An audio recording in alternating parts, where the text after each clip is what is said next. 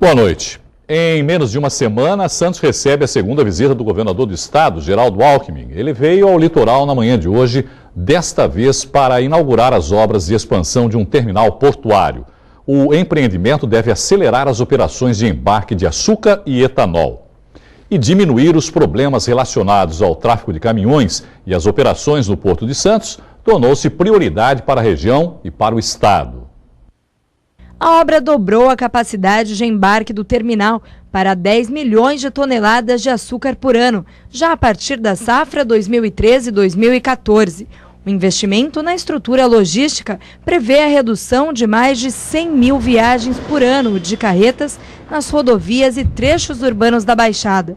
Importante neste momento em que as atenções estão voltadas para o problema do excesso de caminhões nas estradas da região. A alternativa mais próxima de uma solução definitiva é transportar dos polos produtores até os navios pelas rodoferrovias.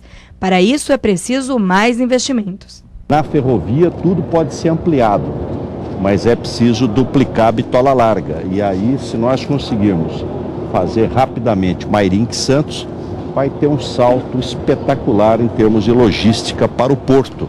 O caso da semana passada também foi assunto durante a visita do governador. A princípio, não existe uma solução imediata. Duplicação de ferrovias, a construção de novos pátios para as carretas são medidas de médio e longo prazo. Mas, a exemplo da última visita, o governador anunciou obras principalmente em acessos às cidades da região, que podem ao menos melhorar o tráfego. A gente espera no dia 13 de junho poder começar mais 4 grandes obras, que é a duplicação da Ponte do Barreiro, Cubatão-São Vicente, os viadutos de São Vicente, se tivermos a licença já de instalação, e a reforma da Ponte Pênsil. Então, 4 grandes obras novas aqui para a Baixada. A prefeita de Cubatão, Márcia Rosa, não descarta fechar novamente os pátios, fato apontado como o principal causador do grande congestionamento no fim do mês passado. Para o governador, seria o início de um conflito político. Nós já preparamos a ação direta de inconstitucionalidade, até já assinei. Já está na mão da Procuradoria-Geral do Estado. Se isso for feito, imediatamente nós vamos entrar com a ADIM questionando a constitucionalidade do decreto, que não é possível fazer isso. E a prefeita de Cubatão se reuniu com autoridades ligadas ao porto nesta terça-feira para discutir o decreto que travou o trânsito na região na semana passada. 7 dias depois, mais soluções paliativas. Mais uma semana. Esse é o prazo da prefeita de Cubatão, Márcia Rosa, para os pátios de estacionamento de caminhões na cidade continuarem funcionando 24 horas. Qual é o limite que nós temos? 5 quilômetros. 5 quilômetros de congestionamento em Cubatão destrói a cidade de Cubatão. 5 quilômetros eu comprometo as aulas, o trabalho, a vida das pessoas nos bairros. Com 5 quilômetros de congestionamento tem que ter um interlocutor. O interlocutor que se disponibilizou foi José Carlos Caçamiga, que representando aqui a Ecovias, por 24 horas, ele é o interlocutor que vai ficar a serviço tanto da prefeitura como da própria população, porque quando atingir o limite de 5 quilômetros de congestionamento, ele tem que ser acionado e algo tem que ser feito no Planalto para que os caminhões parem de descer. A decisão foi tomada após reunião realizada ontem na prefeitura. Participaram do encontro autoridades ligadas ao porto. Por causa do funcionamento dos pátios de caminhões apenas no horário comercial, o trânsito da região viveu dias de caos semana passada. Foram registrados mais de 50 quilômetros de congestionamento no sistema Anchieta Imigrantes. Eu tomei uma decisão em cima de uma lei democrática, um instrumento jurídico e democrático, que é regulamentar o comércio da cidade. Esse comércio, essa atividade é realizada dentro de uma área pública. Área pública é o dever da prefeita cuidar do interesse da municipalidade. A prefeita espera agora que o comprometimento das autoridades em dividir a responsabilidade do excesso do fluxo de caminhões rumo à Baixada Santista seja sincero. Resta saber se semana que vem a nova reunião agendada irá trazer decisões definitivas. Idoso é encontrado morto dentro do apartamento onde morava no bairro do Imbaré, em Santos. Não havia sinais de arrombamento. O comerciante Sérgio Serrano, de 74 anos, foi assassinado a golpes de faca no apartamento onde morava. O último contato que ele fez com os amigos foi na sexta-feira e, por conta do sumiço no final de semana, na segunda-feira, familiares vieram até o apartamento e encontraram ele morto em um dos quartos. Os parentes deram falta de dinheiro, chaves e celulares. O crime está sendo investigado no 3º DP de Santos e a polícia não descarta nenhuma das hipóteses e trabalha inicialmente com roubo e crime passional. Felipe Gongola, de Santos. E um casal foi baleado durante a madrugada em Itanhaém. Um homem de 31 anos e a namorada, uma jovem de 17 que está grávida, foram atingidos por 2 disparos cada um. O crime aconteceu na rua José Manuel Lorenzo, no bairro Nova Itanhaém. As vítimas foram encaminhadas para o pronto-socorro central da cidade e passam bem. Até o momento, ninguém foi preso. Hoje, Dia Mundial do Meio Ambiente, a Prefeitura de Santos montou uma programação especial para incentivar a consciência ecológica. A lição de hoje foi longe das salas de aula. Crianças da rede municipal de ensino plantaram mudas de pau-brasil no canteiro da Praça Mauá. Também foram montados estandes com cosméticos orgânicos e jogos interativos. Uma forma diferente de conscientizar quem vai cuidar do futuro do planeta. Você saber a respeito de uma ave ou como separar o lixo ajuda muito a você mudar de atitude, né? Ter um pensamento melhor a respeito do lugar onde você vive, criar um vínculo e protegê-lo. Acho que isso é o mais importante. Durante as atividades, o prefeito falou sobre o projeto que está sendo desenvolvido para ampliar a área verde da cidade nos próximos 4 anos. Santos tem em média 13 metros quadrados de área verde por habitante. Recomendação da Organização Mundial de Saúde diz que o ideal são 15 metros quadrados de área verde por habitante. Nós temos muitos bairros que precisam melhorar nesse aspecto, como Campo Grande, o Paquetá. E dentro dessas prioridades é que nós vamos realizar o plantio de árvores. Serão 20 mil novas árvores durante esses 4 anos de governo, para que nós possamos ver uma cidade mais saudável, mais bonita, com mais verde. Ainda sobre meio ambiente, o galpão de reciclagem de Cubatão completa um ano de funcionamento este mês. Mais de 30 famílias já conseguiram mudar a vida e os responsáveis querem mais. A tonelada de papel não assusta nem um pouco essa senhora. Dona Maria Celeste tem quase 70 anos, mas ao invés de ficar em casa, passa 8 horas todos os dias nesta cooperativa de material reciclável. E sabe que dessa pilha de papel ela encontrou conhecimento? Livro histórico, eu gosto muito de livro de história, não é? Adoro ler história. Por dia chegam no galpão 18 toneladas de plástico, outras 10 de papelão, chance de transformar a vida de 32 famílias. A de Maria Aparecida é uma delas. Não dá para esconder o sorriso por um simples motivo. Há 2 anos estava desempregada, agora... A gente trabalhando, né, é diferente, né, do que ficar parada, né. O que você está achando? Eu tô achando bom trabalhar, pelo menos é um serviço digno, né. O galpão que recebe a reciclagem completa 1 ano de funcionamento neste mês. No início gerava 40 toneladas de material, agora chega a 200 toneladas. Mas para o presidente da Associação de Catadores, esse número poderia ser maior se houvesse mais conscientização de quem mora na cidade. A população e muitas pessoas separam o material reciclável, mas ainda não tem uma coleta municipal. E isso precisa, até mesmo que a coleta municipal ela é rica em matéria-prima. Então, assim, e melhoraria muito mais o salário das pessoas aqui. E poderia ajudar até mais famílias, né? Com certeza. Hoje a gente conta com 32 pessoas, mas gostaríamos de chegar até 2 turnos aqui. Os funcionários da Sabesp encerraram a greve na Baixada Santista. Após pouco mais de 24 horas de paralisação, a categoria aceitou a proposta do governo do estado de 8% de aumento e outros benefícios. Os serviços essenciais não foram prejudicados. A seguir, uma entrevista ao vivo com o médico infectologista e vereador de Santos, Evaldo Stanislau, em pauta a dengue na região. Nós voltamos já.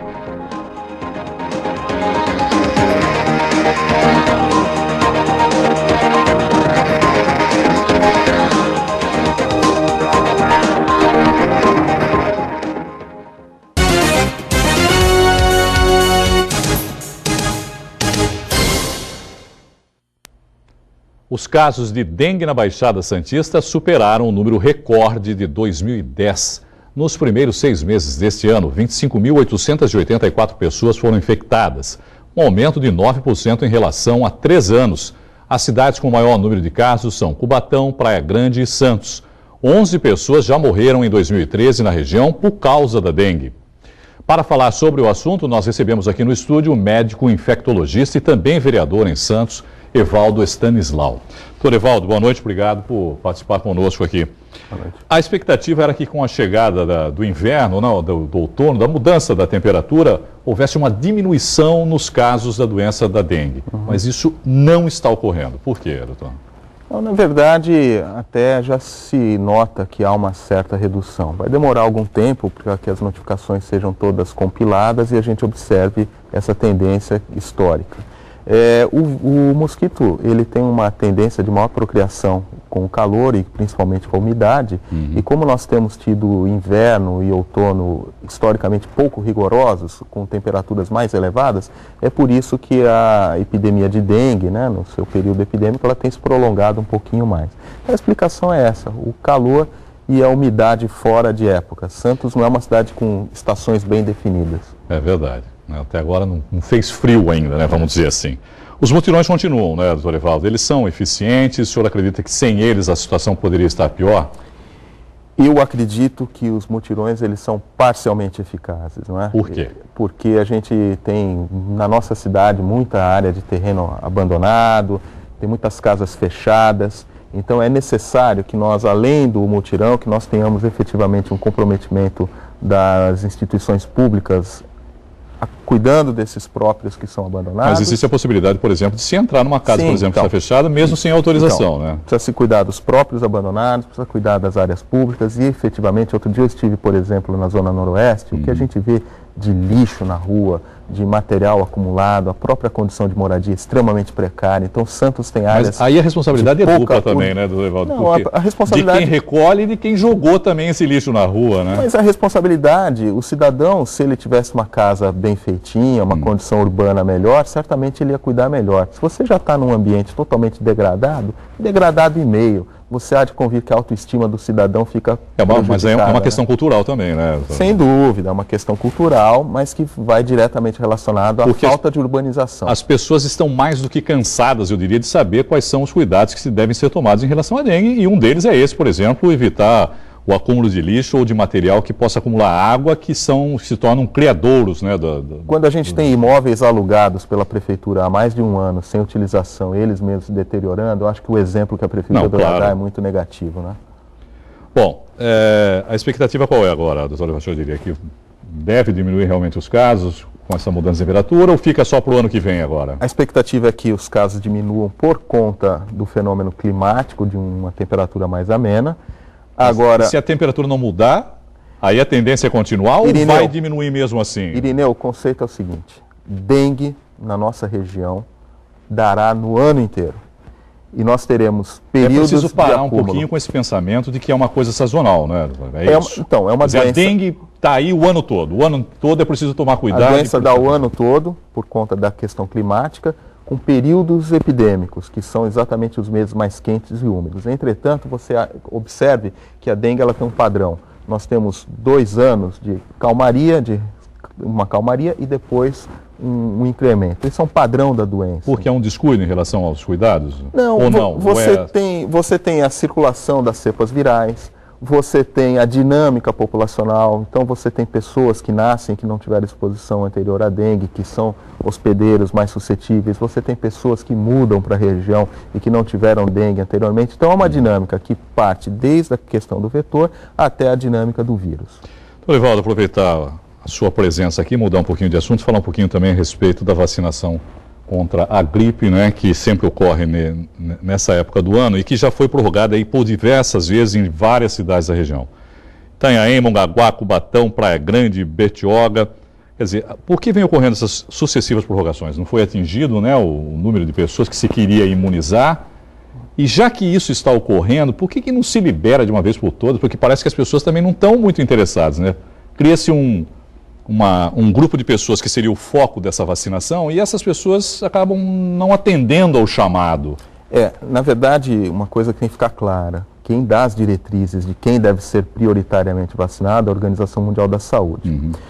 Todos os esforços são feitos para que o maior número possível de pessoas sejam vacinadas. Então é muito simples hoje. Se você tiver uma asma, que é uma doença simples, corriqueira, se você é um tabagista que tem um pouquinho de bronquite, você já está habilitado a tomar a vacina. Então, qualquer doença crônica, e basta um receituário médico escrevendo portador de doença crônica, a pessoa vai ter acesso à vacina. Então, todas as medidas são feitas no sentido de facilitar a vacinação, além dos grupos que são recomendados pela Organização Mundial da Saúde. Entretanto, há uma lenda, um folclore, de muitas pessoas que têm medo de tomar vacina, porque acham que vão pegar gripe, que a própria vacina pode levar a uma gripe. Isso definitivamente está descartado, né? Mais uma vez, né? Não existe essa possibilidade. Não. As pessoas devem se vacinar, principalmente as crianças, as gestantes, as pessoas com doenças crônicas e os mais idosos, para que, se pegarem a gripe, ela seja um pouco mais branda. Agora, também é importante dizer o seguinte: a vacina ela é fabricada baseada no que ocorreu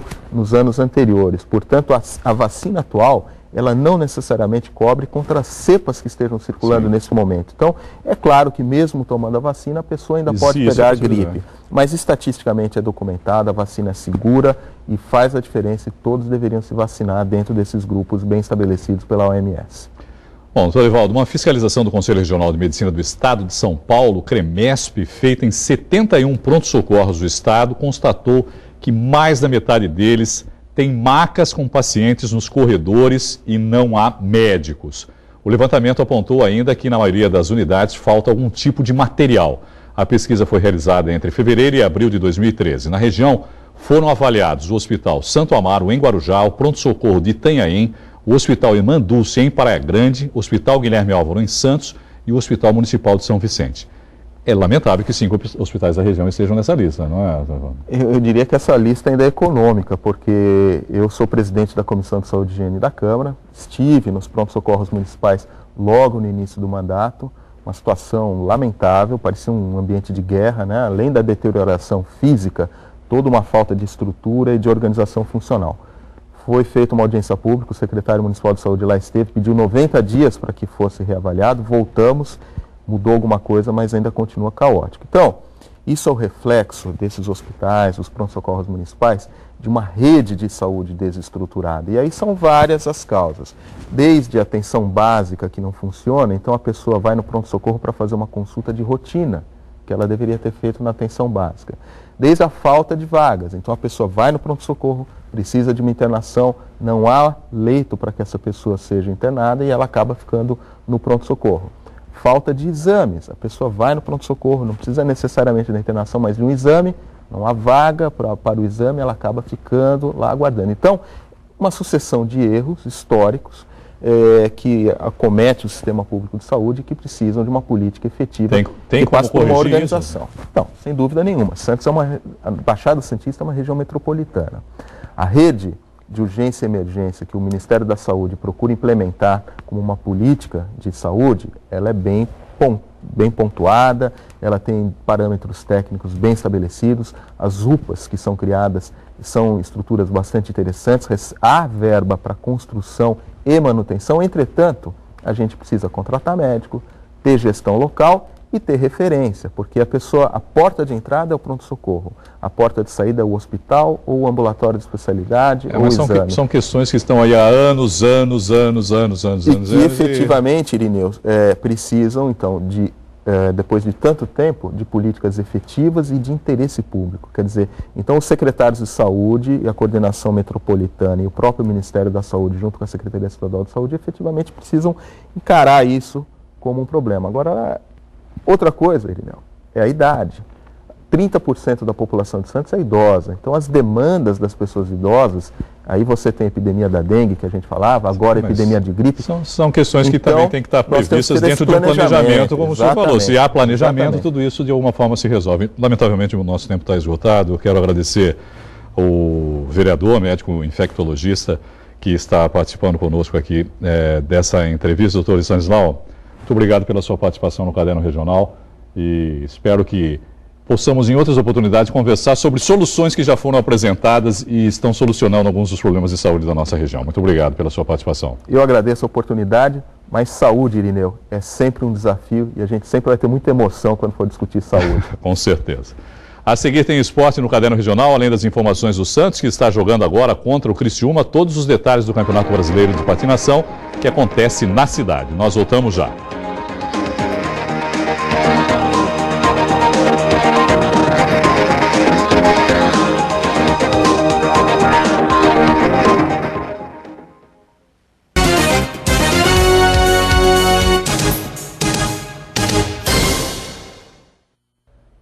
Futebol pelo Campeonato Brasileiro, neste momento jogando em Santa Catarina, o Santos está perdendo para o Criciúma por 1-0, gol de João Vitor. A partida está no primeiro tempo. O Peixe ocupa a 15ª posição na competição com 2 pontos. Já o Criciúma é o 12º com 3. Até sábado, o Santos será a capital da patinação artística. Os principais atletas do país mostram seu talento no Clube Internacional de Regatas. A competição é importante. Campeonato Brasileiro. Vale vaga na seleção. O critério é o pódio. Quem fica na frente do pódio está dentro da seleção. Para o Campeonato Sul-Americano, nós temos 5 vagas. Então, 3 atletas saem do pódio e as outras 2 vagas são escolhidas por um comitê. Dentro dessas 2 vagas, a gente tenta identificar aqueles atletas com melhor potencial, geralmente a primeira competição, alguma coisa nesse sentido, para dar experiência internacional para esses jovens atletas. Em outubro, acontece o Sul-Americano da modalidade. Logo em seguida, em novembro, o Mundial em Taiwan. Juliana Almeida tem 21 anos, já é uma atleta experiente. Conquistou títulos importantes pela seleção, como o bicampeonato sul-americano em 2011 e 2012 e o bronze no Pan-Americano do Rio em 2007. Apesar de estar bastante tempo nessa categoria, sempre tem aquela ansiedade, aquela expectativa, mas os treinos foram bons e a expectativa é a melhor. Não há vaga garantida, tem que competir. Tem que competir. Sempre tem que competir para você poder garantir sua vaga. A competição serve ainda como preparação para os atletas mais novos, que sonham com uma vaga na seleção daqui a alguns anos. Gabriela é uma delas. É um ótimo começo mesmo para as pessoas já saberem como vai ser um pouco mais para frente. Eu acho que é bom. A competição conta com 325 atletas de vários estados do país, como Rio Grande do Sul, Rio de Janeiro, São Paulo e Santa Catarina. No individual estão em disputa as categorias figuras obrigatórias, livre, free dance e solo dance, além das duplas mistas e grupos de show. É um nível altíssimo, é o maior nível que tem da patinação, está sendo disputado aqui no Inter. E a preparação da equipe do Inter, ela está sendo boa, ela veio para conquistar títulos aqui nessa competição? Isso, a gente vem trabalhando há anos isso, nós temos atletas muito fortes participando agora, inclusive são atletas que vieram de uma Copa da Alemanha, se classificaram super bem, então acredito que vamos ter bons resultados aí para uma convocação para o Sul-Americano e quem sabe para o Mundial também.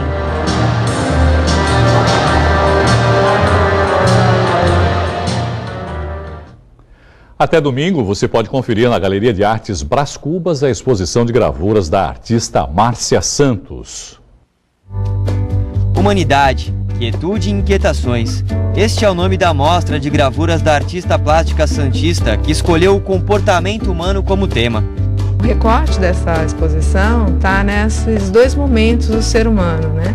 O momento em que você tem uma introspecção, que você fica com você mesmo, e o momento em que você está mais dialogando com o externo, né? Por isso esse título, Quietudes e Inquietações, né? Que são os 2 momentos que a gente vive constantemente. Uma das curiosidades da mostra são alguns dos esboços da artista, que apresentam parte do processo da criação. A maioria das 15 gravuras e 10 desenhos apresentam imagens de crianças. Uma em especial retrata os primeiros meses de vida de seu único filho, Leonardo, nascido em 2000. A artista já expôs obras com a mesma técnica em países como Espanha, Portugal, Peru, Chile e Japão. Mas para ela, mostrar o trabalho em Santos tem um gostinho especial. Para mim é muito importante estar mostrando o resultado dessa pesquisa também aqui em Santos, para que a população da cidade onde eu nasci possa ter uma ideia do que eu estou mostrando por aí. Quem quiser conferir de perto a exposição tem até o dia 9.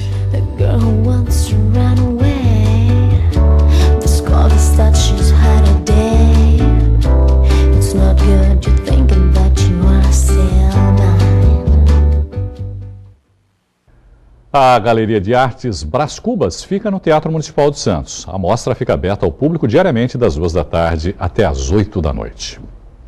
A edição de hoje termina aqui. Você continua bem informado acessando o Santa Portal. Obrigado pela companhia, uma boa noite e até amanhã. Tchau.